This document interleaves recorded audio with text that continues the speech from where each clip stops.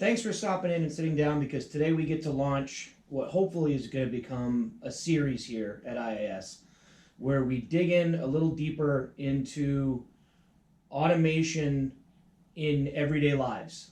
And I think we're going to call the project Hidden Automation. And I just wanted to talk to you and get your feelings on what that means. Sure. Well, I think I've said it to you and I've said it to many people that one of the most difficult things about my job is explaining to people what it is that I do. And I think the primary reason is that most people don't really have a concept of what industrial automation is. And you start talking about sensors and like normally someone will latch on to like robotics and be like, oh, robots, okay, cool, and move on. And the reality is that the things that we deal with on a daily basis are used in some like really sexy and exciting things and some of the most mundane but critical things that you can think of, and they're all around us. At pretty much anywhere you go, you're really being affected by automation. Give me a couple examples of some of those things, like especially ones that somebody walking down the street would have no idea how they've been affected. I don't think people really realize what goes into heating and cooling of infrastructure like schools and libraries and hospitals, and what how automation and variable frequency drives play a role in energy savings and making environments more comfortable. Yeah. So I mean that's like one kind of like low level kind of boring type example, but you follow that to the water that runs in and out of any building. The fresh water has got to be processed and pumped and tested and monitored, and the wastewater needs to be cleaned and dealt with and levels monitored and alarms enunciated across districts or towns so that they can be dealt with, and that's all industrial automation. We've talked more recently here in Maine. We've got with ski season, all of the ski hills and mountains around, everything from the snowmaking equipment and the pumping of the water to blasting of the snow to the chairlifts, both for energy consumption and ramping up, ramping down, slowing it down for less experienced skiers and riders, things like that. Amusement parks. Oh, here we go. Yeah. I mean, if you've been to Disney, if you've been anywhere, I mean, there is automation everywhere. Can I stop you right there just to answer one question, because I think there's a lot of people who might not know this, but can you kind of talk about anything that stems from, you've got your control panel that takes care of operating this piece of automation, and then it runs through into whatever the end of it is, whether it's a motor, whether it's a drive. Can you kind of explain that, especially when you said Disney World, you made me think of, a roller coaster or something like that. Yeah, exactly. So I mean, you got, the control panels are going to be, monitoring whether a ride starts, stops.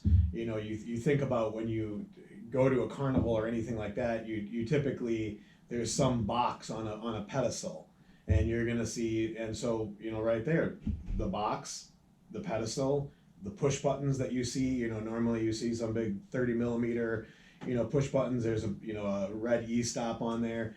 That's kind of like their interface, very rudimentary interface with the motors and the things that are on the machine or on the ride. Yeah.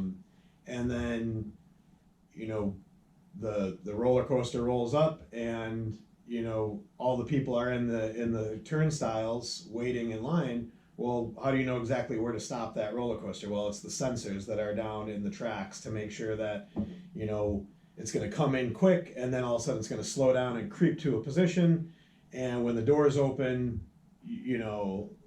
you're going to be able to step right onto the ride or step off the ride. Yeah. Now this is your bread and butter. This kind of thing. This is the world you live in, where you're thinking of 30 millimeter buttons and switches and the wiring that gets you into this. But the majority of people have no clue that this is happening. It's something you take for granted at almost every level, right? I mean, people maybe don't need to think about it, but it's everywhere.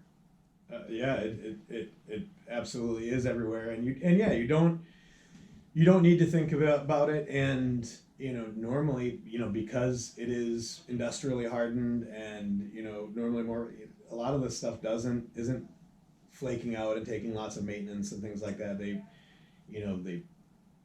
install it, they set it up, and then it just runs forever, Yeah. and then 15 years something happens and someone's got to come in and update it, or but it's all over the place, and I feel like right now, like, automation and our everyday worlds are colliding a little bit more and more.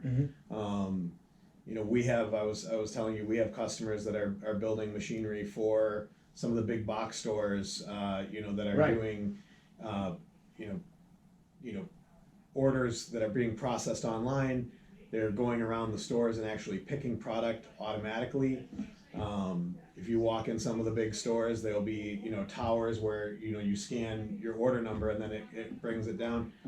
All stuff that you would normally see in facilities that are warehouses. Now people are getting to see it in the real world, because they're trying to eliminate that whole process and deliver it right to the customer. So I know that this kind of thing has been happening for a long time in Japan, for example, where you can go into a sushi bar and you barely ever see a person, and they take your order. They even look at the little special things you might want in your order.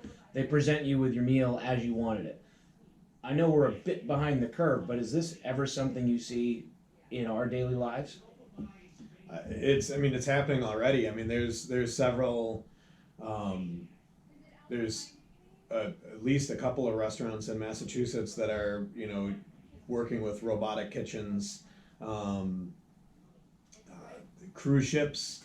Some of the largest cruise ships have robotic bartenders. Perhaps it's more of a novelty, but it's doing it, and it's Well, it's yeah, because cool. we've our robots that we sell, the Doosan's, are capable of doing some great. It can pour you a beer. It can help loading pallets. It can do all these different things, and more I'm hearing about companies going to this method of getting their work done.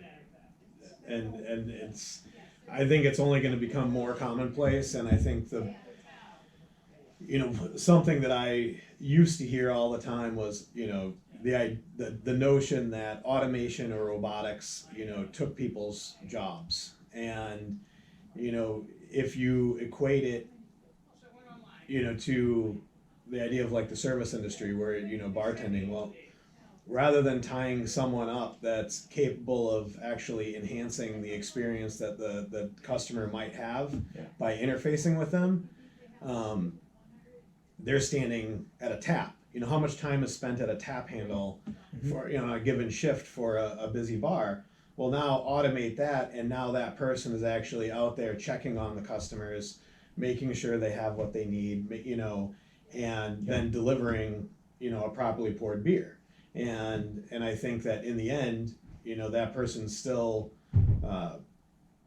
they're still employed. They're actually able to better do their job because they're not tasked with that other task. And they're working with Yeah, the automation. and the customer is getting a better experience. And with collaborative robots now, like the Doosan, it's not far fetched to imagine an arm, at a tap house, handling Sure. just that type of thing. Sure. Because everyone's struggling to find, labor. So you mentioned robots and automation, not as a separate thing, but I know they're different. Can you sort of explain to a person who's not super technical what that necessarily means, the difference between the two? Well, I think, robotics is automation. I mean, for sure. But there's a lot of automation that would not be, robotics. So I would say, robotics would be just kind of fit into a subset. I think most people, their perception of robotic is maybe a little bit more like out of the movies or I what think they've droids. seen. I think droids completely. Yeah. It's true.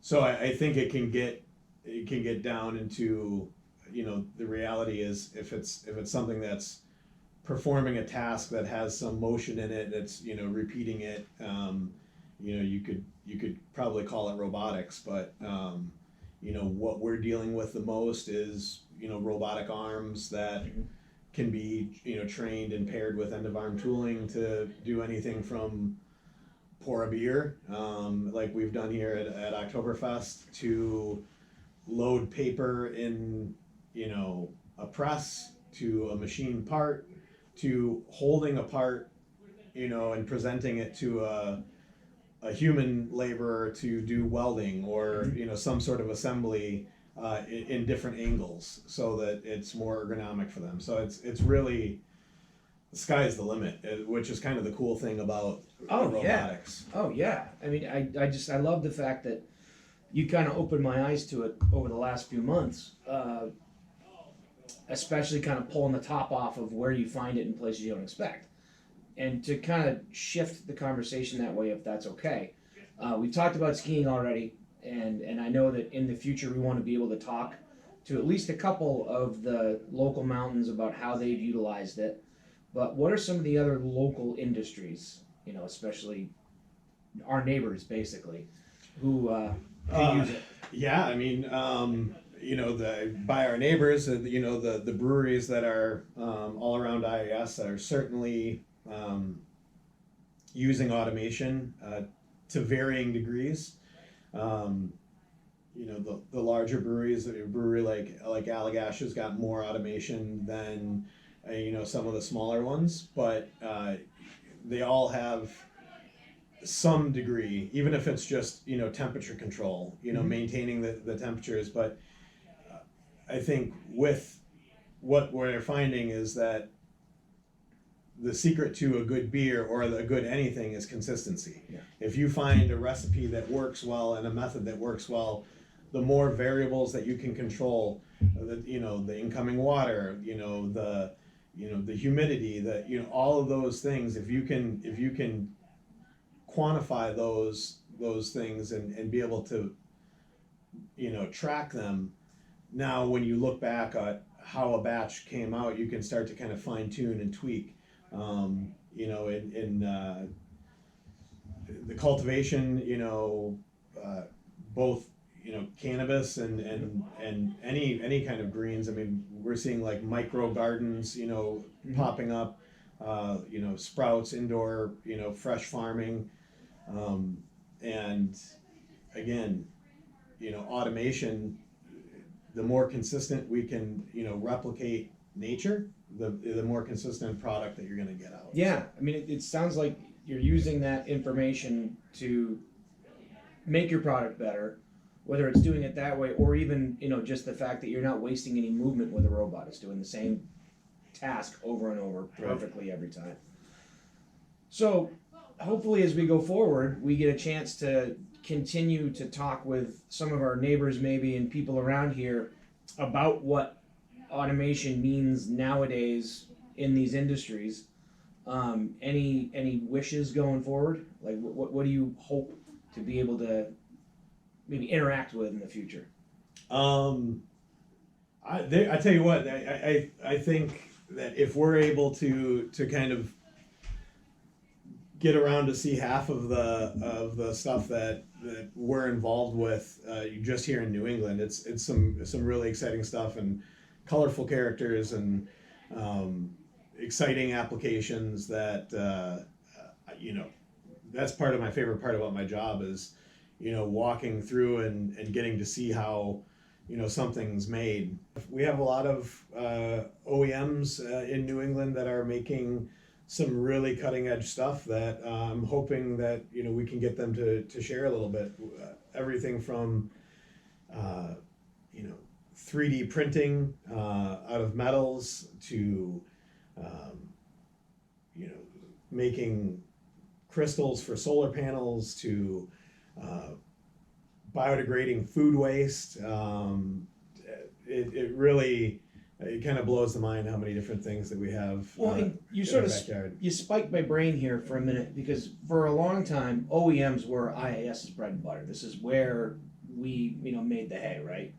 Yes. And things are starting to change a little bit. We're not necessarily geared specifically and exclusively to OEMs. We're actually dealing with manufacturers or with end users now. Yeah, I mean our primary business is still the OEM market, but with the robotics and with the safety products that we sell, as far as like guarding machinery against for injury, and some other products like that, it really lends itself a little bit more towards the manufacturing facilities and the end users. So we have, because of how we've grown, we've gotten into partnering and collaborating with some end user manufacturers in conjunction with a lot of our system integrator customers. So it's a nice synergistic relationship with our existing customers and new customers. Awesome. Aaron, thanks so much. We'll definitely do this again. We might have more people. I might step aside and let you take all this, once or twice, but this is a great start, I think. Awesome. And I appreciate it, and hopefully we will be able to do this again soon. Sounds good. Thank you.